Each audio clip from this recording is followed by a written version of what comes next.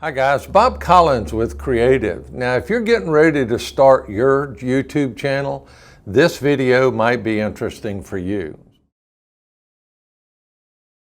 So what I'm going to be talking about in this particular episode of Before You Spend Thousands is camera equipment. Now I'm recording this on a Canon 80D with a Sigma 17-50. And this is probably my go-to camera for most of my video work in my three channels. Over the years, yes, I've spent quite a bit of money. I like to think more wisely than stupidly, but at the same time, I feel like my channel have grown. I've got over 1,000 subscribers between the different channels. And I've got a little bit of experience. Now, I'm not a paid affiliate to any of this equipment. I bought all of this equipment with my own money. And so you can feel comfortable that I'm not being influenced by a camera manufacturer or a lens manufacturer. So when I got started, I was looking to spend a reasonable amount of money, not too much. I purchased the Canon 80D that I'm using now and this particular lens. Now I've been through some different lenses, and in my opinion the 17-50 2.8 has been a very workhorse lens for me. And I've used it here in the studio, and I've used it out on locations. When you're getting started, it's more about getting your content out there and then build and work on your craft as you go along. What I've got here on the table in front of me has kind of been my fourth and fifth step. Now, besides the Canon 80D, Canon makes an SL2, now an SL3, that is an excellent price point and will work for the mass majority of folks doing a YouTube channel. And you'll see some other folks out there, Sean Cannell and some other folks talking about how great the SL2 and SL3 are. My opinion, the SL2 is just a really, great priced piece of equipment. And then you can add on either the kit lens or the 2.8 that I've got on this 80D. The other camera that I'm a big fan of in the Canon line is the 77D. And the 77D is kind of a baby 80D and has a lot of the same benefits and features. It's just not quite as tweakable as the 80D. And of course the 80D has got the headphone jack. Now for me, the headphone jack has not been that critical. Is it nice to have? Yes, it's nice to have. Because what I'll do is I'll shoot some video and then I stop my shoot, put it into my computer and take a look at that to check my composure, my lighting, things along those lines to at least get it in the ballpark. After I had the SL2 and the 77D, again, I found out they were a little bit repetitious. Now, what I've done is I've shifted over now and I'm starting to shoot with Sony because I've kind of embraced the 4K. Be aware, in the beginning, I was not utilizing a very powerful computer.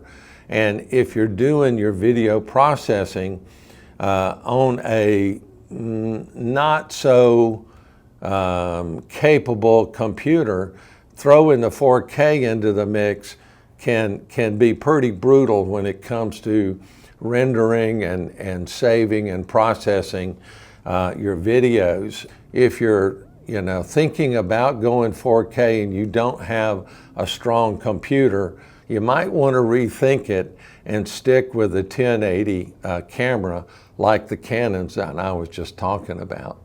Now, last Christmas I stepped up and it's pretty strong. It's an i7, it's got a lot of RAM, it's got a really strong 2080 graphics card in it, and it's very capable. I wanted to work on my craft and I felt like I really wanted to be able to shoot some slow motion. And what I did is I picked up, when the Sony A64 came out, I picked it up because it has slow and quick, it has 4K, it's got a little flippy up screen, which I'll show you here. So you can use this to see yourself when you're vlogging. Of course, the 80D, 77D, and SL2 all have that flip out screen. So I went with the A64, and I've been really pleased with it and have enjoyed it. The only downside is I really hate the battery life.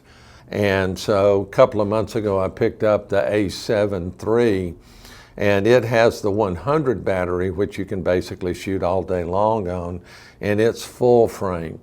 And so that's where I'm at with my cameras. Now, lens-wise, like I told you, that's a Sigma 17 to 50 on there, great workhorse lens. And then on the A64, I ordered the Sigma 16 1.4, and it's very affordable. It is a step up. This camera and the lenses are a step up from that Canon now. This 1.4 16 is just a wonderful little lens, and you'll see a whole lot of videos out there about how great this lens is. Now, I also picked up right here, this is the 30 millimeter 1.4, and it's really nice because then I can get a little tighter shot. And of course, this A6400 is an APS-C camera, so that 30 is more like a 50, and of course this 16 is more like a 24. And I was able to pick up what is sometimes known by many people with the A6000, 6300, 6500, 6400. Kind of a go-to lens is this 18 to 105, and that's a Sony lens, and it's got stabilization in it, which is really nice because the 6400 doesn't have stabilization, in-camera stabilization. If you're shooting on a tripod, who cares? Like what I've got my Canon on right now, the predominance of what I shoot is on a tripod. And as I've moved into some different things like a gimbal and a slider and stuff like that, that you'll reach into eventually, don't try to rush into everything all at once. Hey, unless you've got the billfold, knock yourself out. On the A7 III, this is an inexpensive 50 millimeter 1.8. You can find it for $200 on sale. And this is really an excellent lens. And I was lucky enough to pick up one of the Tamron 28 to 75s, and I was a little shocked. I happened to walk into a Best Buy out in Long Beach, California, and was looking for a 24 to 105 for my full frame. And when the guy slid the cabinet open, there was this 28 to 75. And I said, hey, is that one available?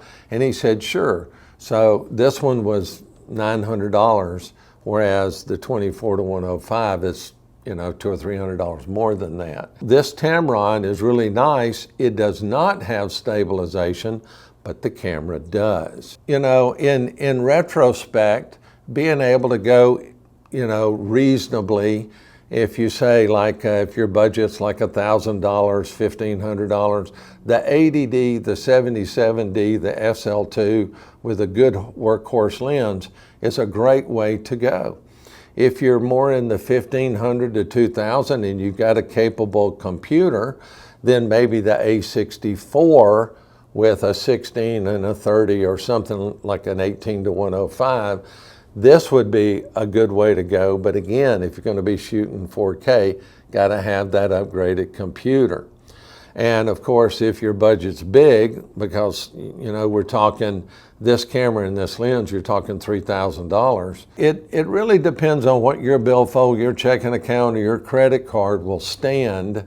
And in my tiny opinion, for what it's worth, is that grow, enjoy, experience, and learn your craft as you get into your YouTube channel. You'll really appreciate what you've created and what you've been able to do. Again, my name's Bob Collins. I'm with Creative Video and Photo, and this series is called Before You Spend Thousands, and I've I've been able to save you a few dollars, and I wish you luck in the future in your YouTube channel or any photography or video endeavor that you happen to have.